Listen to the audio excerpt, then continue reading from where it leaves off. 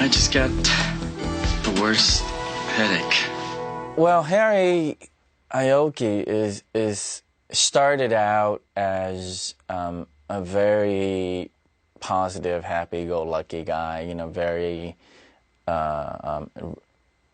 very much into being an undercover cop, and very friendly, gets along with everyone.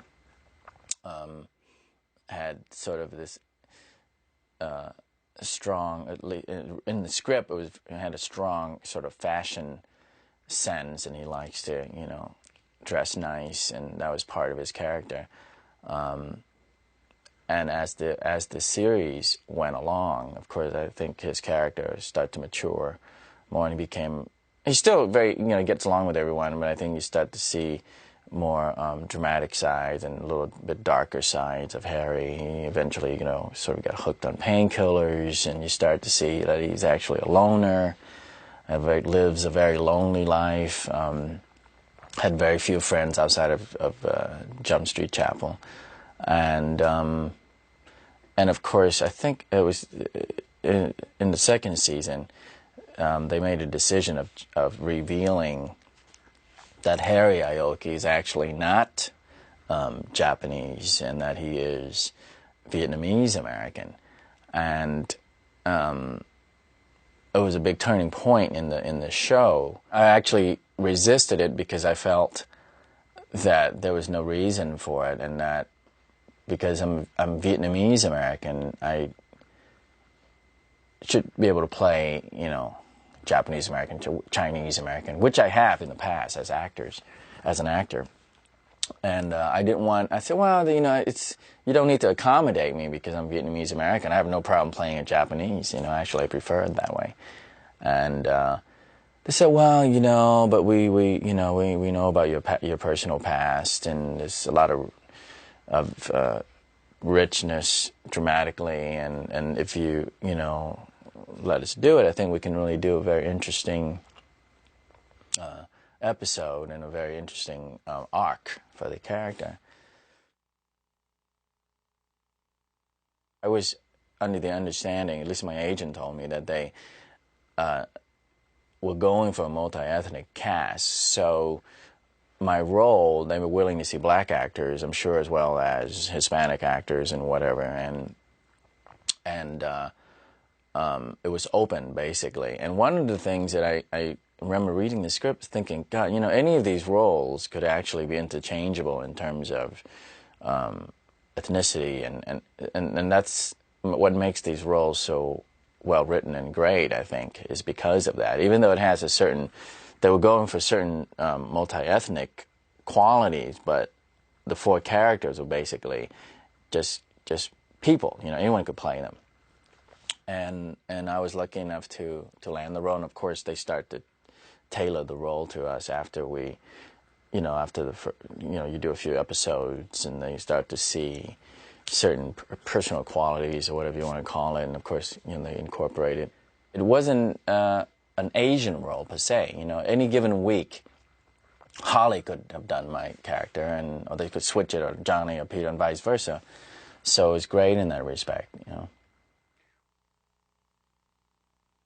I spoke to one policeman who was an undercover cop in high school, and just got some facts and his experience doing it. And of course, it's never as glamorous as they portray it on the screen. They had arranged one of those drive-alongs with the policemen. Like, we actually sit in the cop car and then drive around, and my first drive along was, I think, in West Hollywood. And I'm like, dude, there's no crimes here, you know? I mean, I'm not going to see anything here in West Hollywood. And so we ended up, I actually also went into Hollywood High School, and they actually, I sat in for a couple of days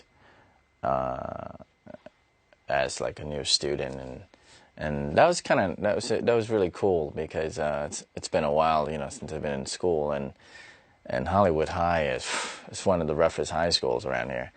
And so it was it was nice. You get the feeling of being in this class, and of course everyone thought I was a new student, and except you didn't have to do any homework, you didn't have to do anything.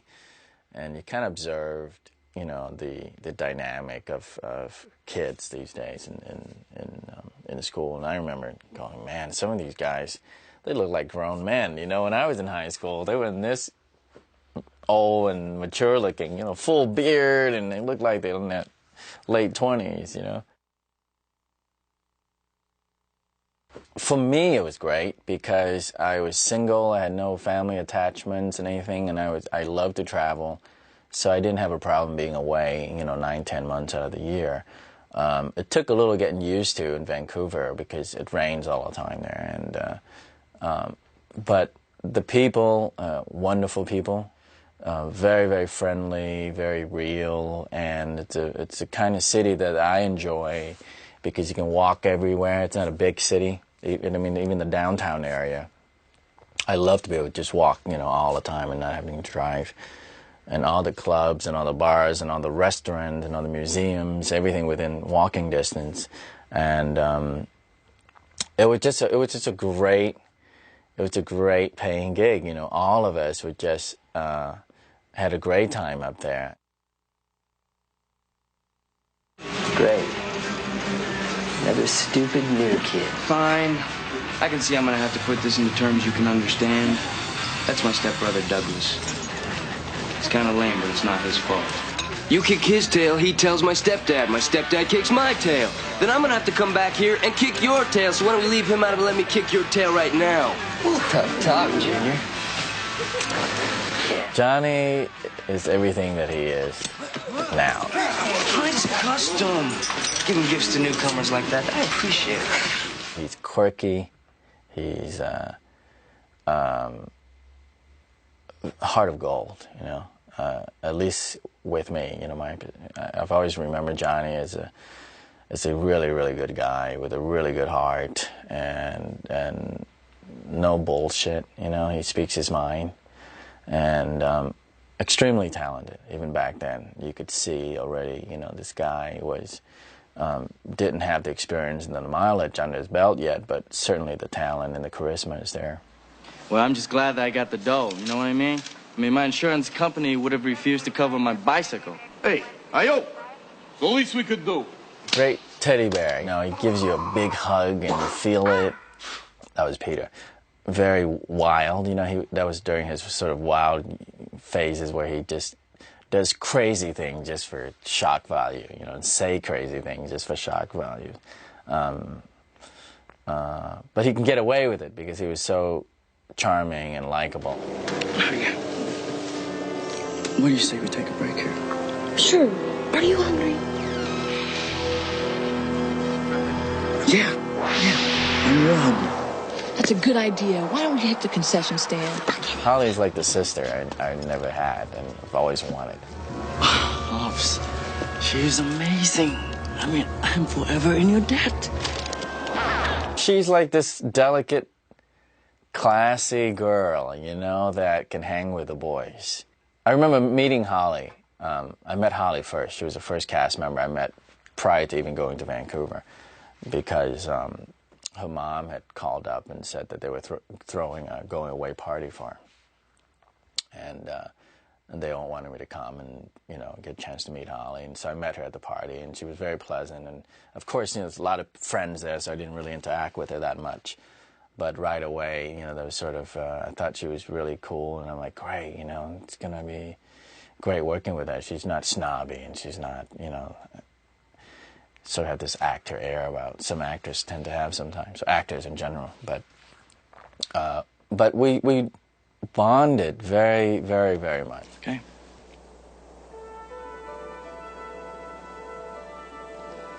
Look, I'm sorry I've been acting like such a jerk. Let's just forget everything I said before, okay? Yeah, it's forgotten.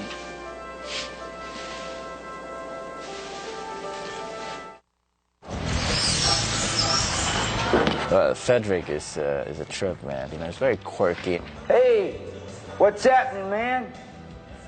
Hi. I'm here to see, Captain Jenko. Yeah? All right. And everything about him, this sort of a 60s flowers, child, sort of free love sensibility. It's Frederick in real life. And of course, Apocalypse Now is one of my favorite all-time movies. And he used to tell us great stories about Brando, and we all love, we all do impersonation of Brando, Johnny, Peter, and I, and we don't talk like this, and he would do his Brando thing, because he had all these great stories about Brando on the set of Apocalypse, and so we had a lot of laughs with him. Now, Madigan's been with the municipal school district for 3 years. Last semester, he was promoted to principal over at Grant High. It's a very tough school. Madigan has a rep as a very tough guy. Stephen came in character, Captain Fuller. Very stern, very cold, very methodical, a bit of a tight ass, And so we were kind of, okay, whatever. And I remember his very first scene, he came in. And my first scene with him, at least, we were in a car, squad car, And Peter then was in the back with me, and Johnny's in the front. And it was a scene, it's a very intricate shot where it follows the car weaving through all these melee, and there's a hostage situation, and he pulls the car up and he has a hit, like a mark. The car has a mark, and he can hit it the right way. And some dialogue ensues. And Peter and I in the back of the car, and we're thinking, man, this guy's a tight ass, We can't work with him. It's going to be miserable. So let's see, let's see what his breaking point is, Peter had a phase where he had this fascination with lighting his farts. And so he kind of mussed up a big one, and I said, okay, wait, when the car stops, and as he turns around, we'll light it. And so sure enough, the car stops, boom, and he turns around, and I hit the big lighter, and I hit it, and it's like napalm, like singe my hair on my forearm.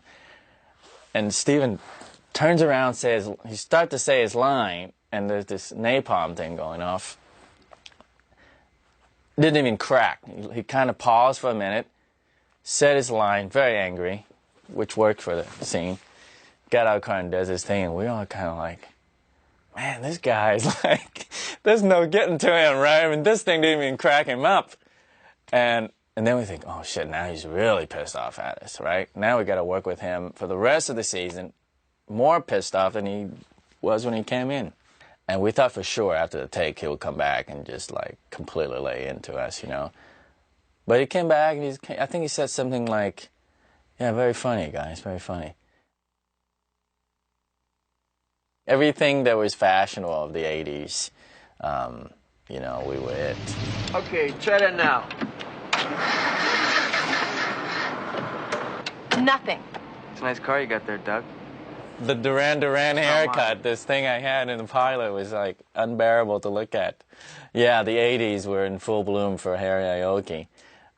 I remember doing wardrobe fitting, and they had all these like crazy shirts with the shiny satin and bright colors, and it was cool at the time. And I mean, I love fashion personally.